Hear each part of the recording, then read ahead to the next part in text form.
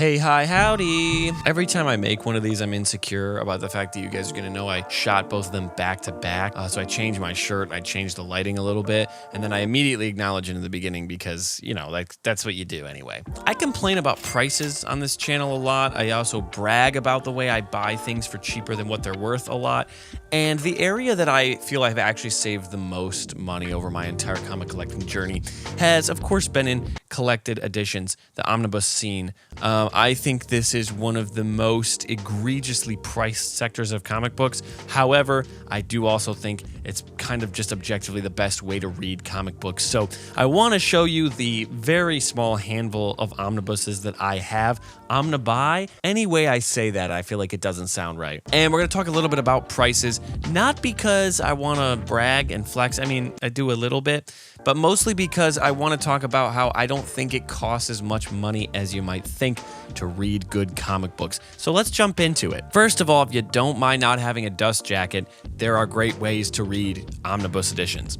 This is Jonathan Hickman's Fantastic Four Volume 1. This was $40. Now, it's pretty smashed here on the bottom. You can't really see it on camera because it doesn't really show up that well, but there is a big dent taken out of it, and it has no dust jacket. But I like the illustration, and most importantly, the spine looks like it's supposed to. So the spine has the design of an omnibus edition, and that's what matters the most to me when they're on a shelf. As you can see, I'm a little ways through this. I have a bookmark in it, and obviously it's Jonathan Hickman writing the Fantastic Four. Like, it might be the greatest thing ever done by any human being ever. It's really fantastic. It's beautiful artwork. It's gorgeous. It's the way to read these comic books. I think, other than picking up single issues, that's kind of the range that I run. Is I'm not really big into reading trade paperbacks that collect like 4 to 5 issues of a run, which might sound a little bit ridiculous given I own a lot of them, but that's most of the time because I want to know if I should get the omnibus of the entire run. So I will buy a trade if it's really cheap, and I'll read the beginning, and then it's like, okay, well, if I liked that, then I'll hold out and buy the full thing in an omnibus edition later, which is not a sustainable model, and I don't recommend. But I also will buy trades if the series is a mini-series, and if it's only like 4 or 5 issues, then of course that's the way to read it, right? Rather than pick up 4 or 5 random issues of a mini-series. This is a fantastic book, and I got it for $40 because it is a little bit beat up. It's also a thinner omnibus as they go. This is not that gigantic. I don't know what the page count is offhand, but it's a little bit slimmer than a lot that you'll find out there. This next one, functionally, truly, if we were to quantify the dollars spent on it, I can claim that this cost me $15, which feels like a big flex, and there's a bunch of reasons why, because the sticker price on it is $100. But this is Abnett and Lanning's Guardians of the Galaxy. This is a run that obviously had a huge influence over the movies, and it's just historically, it came out in like 2014 or whatever. It's just widely regarded as one of those runs that really brought the characters to the forefront of who they are now. It established a lot of who they are, and it's really good. It's really cool. It's very cosmic and adventurous, and I got it for $15, and the reason for that is the dust jacket is very ripped. It's very damaged. I prefer to keep it in the dust jacket because it doesn't have the spine design. It has the spine only on the dust jacket that says Marvel Omnibus Edition, which I like, but I had this. On the day that I bought this, I had gone to like an Amazon bin digging, like rejected returns. I don't know if that's going to make any sense, but some people out there have got to know what this is. There are these shops and stores where rejected or lost Amazon packages will get dumped, and you can pay, a flat like $5 for anything you find or whatever in there. And but this was like open stuff. It wasn't blind buying, whatever. Anyway, I found a Marvel Legends Wolverine in there, like from the early 2000s, and it ended up being like a flat $5 or $10 or whatever the price was that day. And I don't care about Wolverine. I have maybe 5 Wolverine books anywhere in my collection. I don't read Wolverine stories. Like, to me, they've just never really been an interest, which I know is a minority opinion in the comic book collecting community lately, within the last like 5 years, saying you don't care about Wolverine. Very odd. But I wear that as kind of a badge of honor that that's a character that I don't care about at all. So I found that action figure, and I knew it was worth more than $5 or $10 or whatever. It was worth like $30 or $40. Still still in the package. And it was that old, oversized, bulky plastic design before they got to like the modern Marvel Legends. Objectively, at the time, I think they were better action figures when they were making those, but I could digress on that for a long time. So I took that figure, I bought it, I went to a comic shop that was a couple minutes away. I wish that I could say I remember what U.S. city this was in.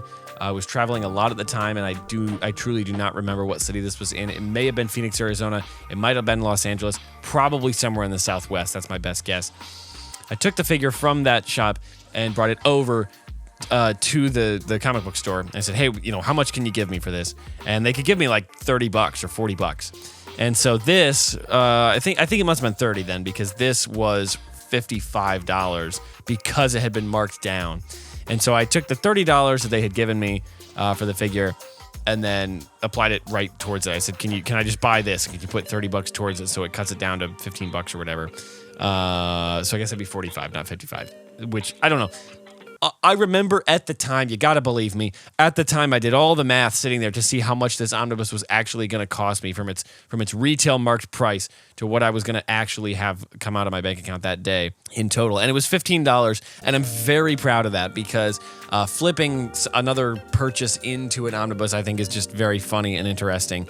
And you've got some great character stuff in here, some really interesting and compelling cosmic stories, and it was $15, so even if I don't like it, it doesn't matter because it was very cheap. One of the reasons I think omnibus editions are so special and so interesting and so essential to read is because they do, most of the time, a really good job collecting the work of an artist, someone who's like a visionary. They do very specific work with a character for a stretch of time, and it puts it all in one place so you can read all of it. And to me, there's nobody more deserving of collected works than Jack Kirby because he had a troubled publication history. He had work that was all over the place for many years, and it was difficult to track down all of Kirby's work with a certain set of characters or with a publisher or with a certain writer or whatever. So whenever a Jack Kirby Omnibus Edition exists or is newly released, and which hasn't happened in a while, but whenever it is, I take an interest in that because I think that it's a good idea to take the work of the person who functionally invented comic books as we know them to get today and to put them all in one place, to put all of his work with those characters in one place. And if there's going to be a set of characters at Marvel that Kirby worked with that is worth collecting, I think that's the Eternals. And so this is Kirby's Eternals Omnibus Edition. Now, this also includes a lot of other work done with the characters. A lot of Walt Simonson work is in here. There's just a whole bunch, and you can see on the back all the issues that are collected. It's the complete Eternals run, the complete original appearances of the characters before they were put in that mediocre movie. Kirby's work with the Eternals, to me, I draw a parallel with the New Gods, not just because they were kind of in direct competition after Kirby left Marvel, but because, it's a tour-driven artwork where Kirby gets to kind of flex his expansive skills as an artist. So while I would love to have a artist edition, kind of large, oversized print of this, this to me is just as satisfactory. And you get some really, really beautiful stuff in here. Some really good character work, like Kirby was able to take his time with a lot of these stories and tell them how he wanted to, and that's, to me, very interesting. And it's just so cool to see classic Kirby machinery, which is, to me, the most appealing thing about most of his work is the way that he draws machines. And you think of designs like the High Evolutionary and obviously a lot of early Fantastic Four stuff and the way that stuff existed.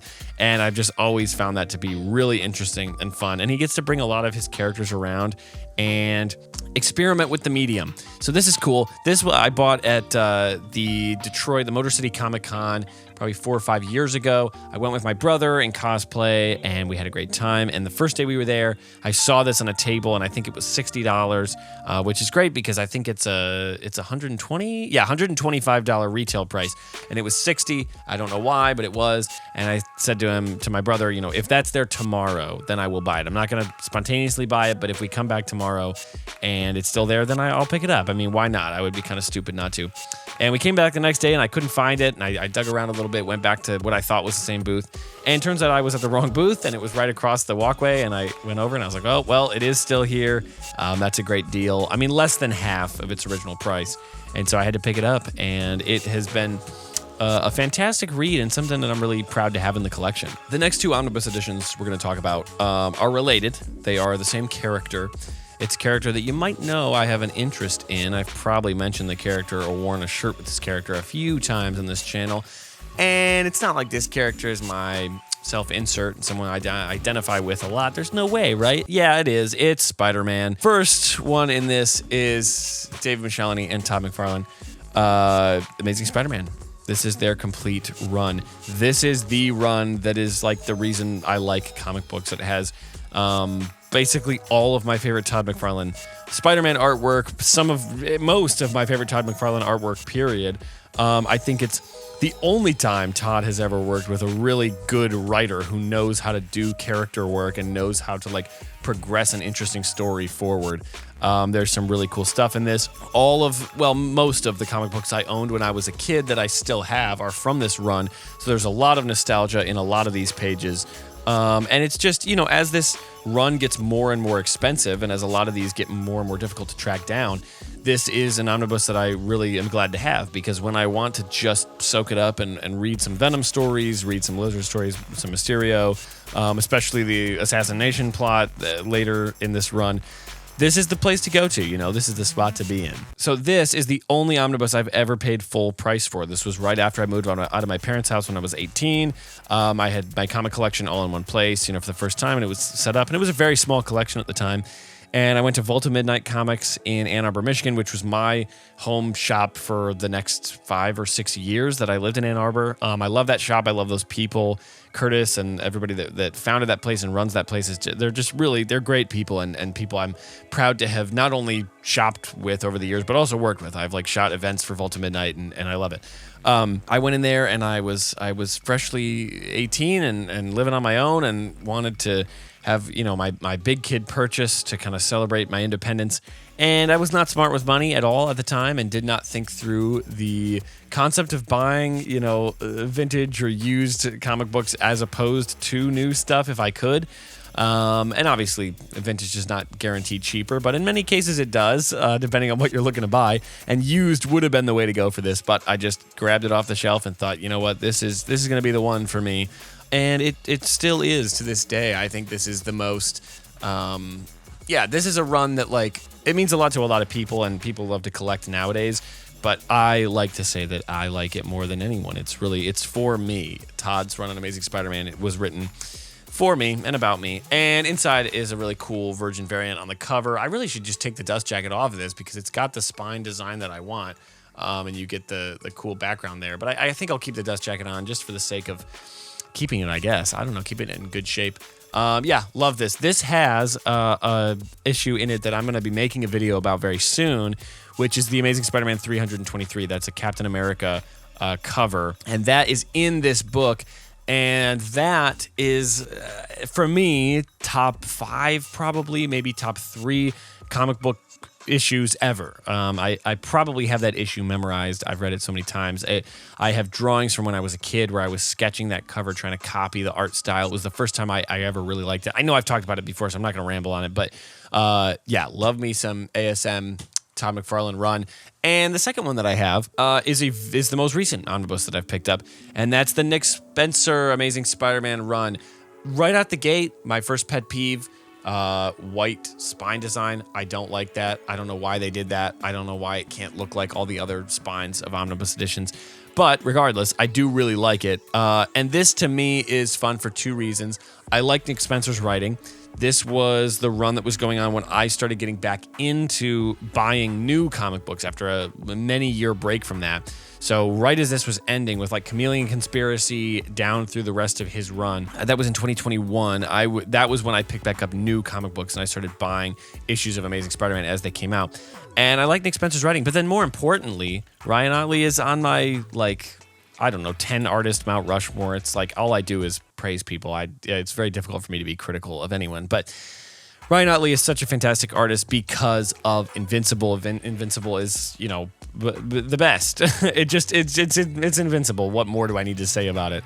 And so it's really, really great to have all of his work on Spider-Man. And that's just exciting to me. This is actually one that I have not finished reading. I've read the handful of issues that I bought when I started buying new comics again, and I have familiarity with kind of what goes on here. But it's something that I'm looking forward to really getting into and reading the entire thing and getting the full story. And it's just good stuff. You've got the return of quite a few fun characters. Anything that features like superior foes, kind of Sinister Six adjacent characters, specifically superior foes, because I like Boomerang a lot. I like Shocker. Shocker's my favorite Spider-Man villain of all time. Love Rhino, Beetle, any of those characters. And I know those characters are all in use here. And seeing Ryan Otley's interpretation and designs of those characters, I think, is really fun. It's very cool to see how they're interpreted differently. So very much looking forward to reading this. And I got this at Gabby's Olympic Cards and Comics in Olympia, Washington, on Free Comic Book Day. During Free Comic Book Day, I didn't make a ton of big pickups, didn't make a ton of purchases, but I was digging through all their used bins, and they had a lot of stuff out there that was used trade paperbacks and collected editions. That was great. And then downstairs they had the omnibus editions, and they did a flash sale for like an hour. Omnibus editions were like 30% off, and this was one of the ones that was stickered to be part of the sale, and I just had to. I mean, there's so few omnibus editions for me that are worth really chasing, but this is absolutely one of them. So this is very cool, and I'm proud to have it. All right, time to get into the last one. One of the most, I think, underrated writers ever at Marvel is Mark Gruenwald. I think that his work in essentially doing what very few other writers have done, which is plugging all the publication holes in Marvel's history for like the entire time he was there. And Mark has passed away, so it's kind of a retrospective on his work in general to make this comment. But the way that many artists, and I think Ron Lim continues this tradition really well, and we get a lot of artists on the art side, obviously, to do this, and writers do not get the credit for it, where they're dependable and they're able to produce a quality level for their entire career that they don't often get these really standout big roles. Like a Dan Slott is always going to have a place to write a Spider-Man story that will get big critical reception, that will have a lot of people talking, that will sell a lot of copies.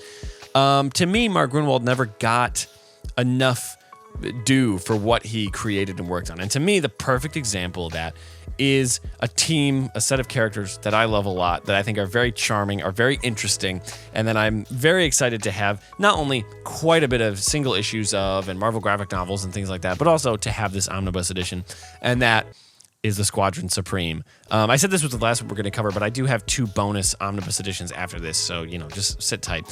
The Squadron Supreme. This is a fantastic omnibus. I like it a lot. It's gigantic. It has this incredible art on the inside, which may be George Perez. I got to look at the credits to see who did it, but Roy Thomas did a lot in this, Sal Buscema, George Perez, like Bob Hall. I mean, to me, a lot of people who I feel did not get their due because they were kind of working in the shadow of bigger names at the time. And also they were working in a time period where comics were not selling incredibly well and not doing great. But I think the world of the Squadron Supreme is really fantastic and interesting and provides this cool counter in terms of power scaling to like the 70s and some of the 80s Avengers stories. That like there wasn't always a direct one-to-one. There was big multiversal alien threats with your Thanoses and Galactuses and whatever.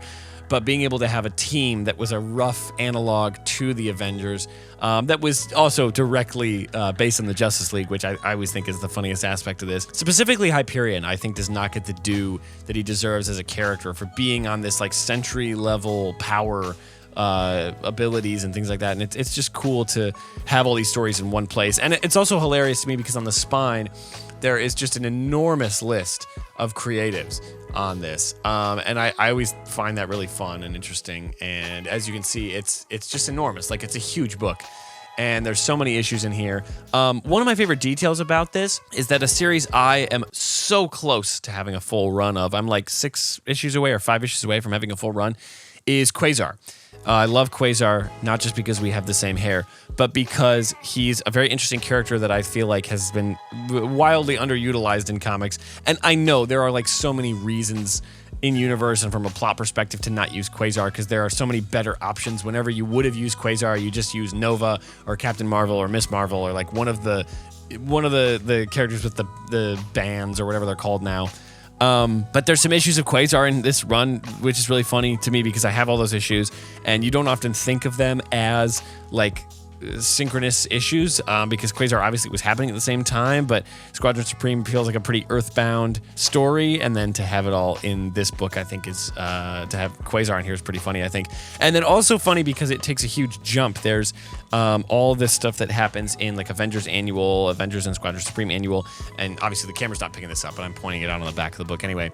And then it goes to Exiles in the mid-2000s, and then it goes to Ultimate Power, I think 7, 8, and 9, at least 8 and 9, which is like, I think it's a Mark Millar series. Like, it's just, you know, kind of its time.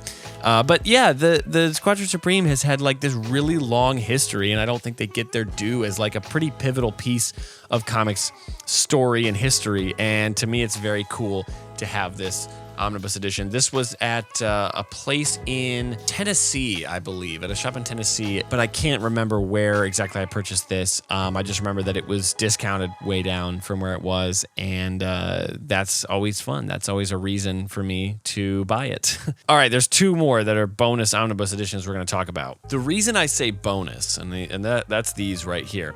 The reason I say bonus on these is because they are not actual Omnibus editions. The Omnibus of these may exist. I'm not sure. I don't really do my research in a lot of areas, as you can probably tell by these videos, but they don't exist, except I kind of made them exist. My all-time favorite comics character, I think, it changes a lot, but probably my favorite is the Thing, is Benjamin Grimm.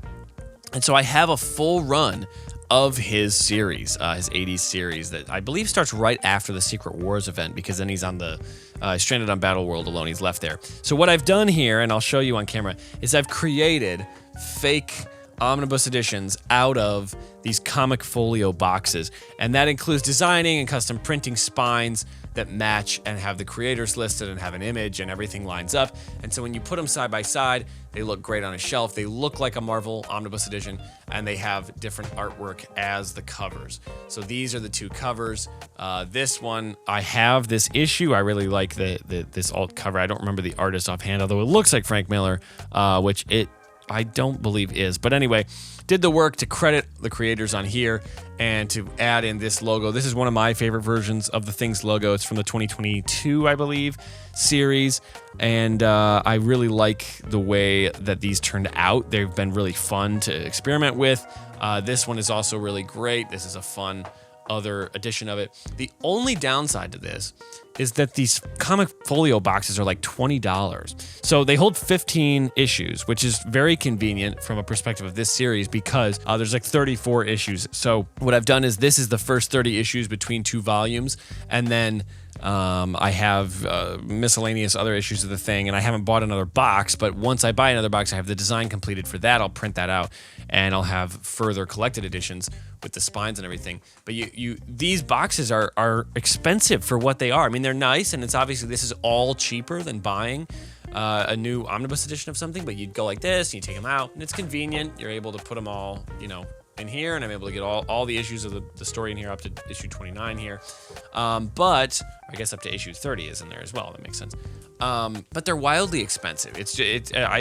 I wish they were less than that. They're like $17. If you buy a 2-pack on Amazon, they're $17 a piece. So you're still spending upwards of almost $40, $30, $40 to get 2 of these things. And to me, it's like, it's hard to justify that sometimes going long stretches. I go long stretches without buying any comic books. And so if I'm in one of those stretches, it just doesn't feel like I want to buy that if I can just take the issues out of the box and read them. But in the long term, in like the long haul for me, in a dream scenario one day where I have a much larger library space and I'm able to put things on a shelf, it's absolutely, it's pretty critical to have something like this that is a way to store all of the single issues that I have a complete run of a series. So to put a Quasar or a Warlock in the Infinity Watch or whatever the main series is that I have a full run of, Spider-Man 2099, something like that, it's going to be really important to me to make these designs and put them all together like this. So the one that I'm working on next, I believe, is the Jeff Lemire run on Moon Knight, because that's exactly 15 issues, so that's really convenient to be able to